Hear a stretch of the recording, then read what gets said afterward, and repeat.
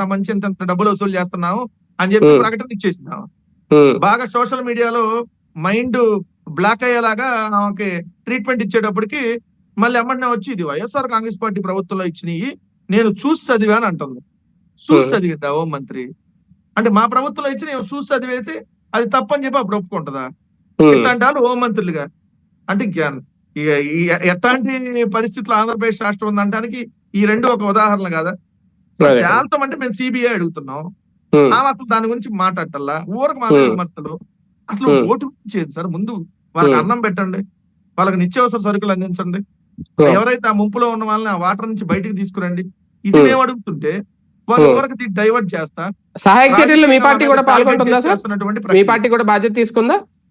ఏదండి సహాయక చర్యల్లో మీ పార్టీ కూడా పాల్గొంటుందా, బాధ్యత తీసుకుందా? మీ నాయకులు కూడా అక్కడ అందరికి సహాయక చర్యలు అందించడం పాల్గొంటున్నారా?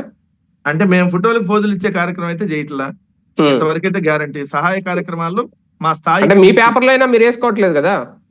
లేదు సార్, మీ సాక్షి పేపర్లో అయినా మీరు వేసుకోవట్లేదు కదా? ఎందుకు మీకు జిల్లా పేపర్లో వస్తాయి, అదే లోపల ఎక్కడ వేసుకుంటే ఎక్కడ కనిపిస్తాయి? స్టేట్ అంతా కదా. ఇప్పుడు కాన్స్టిట్యున్సీ పేపర్ లో వేస్తారు సార్ ఎక్కడికప్పుడు. విజయవాడ నగరంలో జరుగుతున్నటువంటి కార్యక్రమాలు కాన్స్టిట్యున్సీ పేపర్ లో మా పత్రికని కాదు సార్, మిగిలిన పత్రికలు కూడా వచ్చినాయి. వైఎస్ఆర్ కాంగ్రెస్ పార్టీ ఏ విధంగా సహాయ కార్యక్రమాలు చేస్తుందో, జగన్మోహన్ రెడ్డి గారు పెట్టిన రేషన్ వెహికల్స్ మొన్నటి దాకా వద్దన్న వాళ్ళు ఈ రోజు అదే వెహికల్ ను వాడుతున్నారు.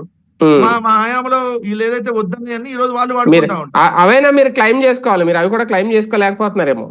ఏం చేస్తాం సార్, మాకు పబ్లిసిటీ అవ్వలేదు.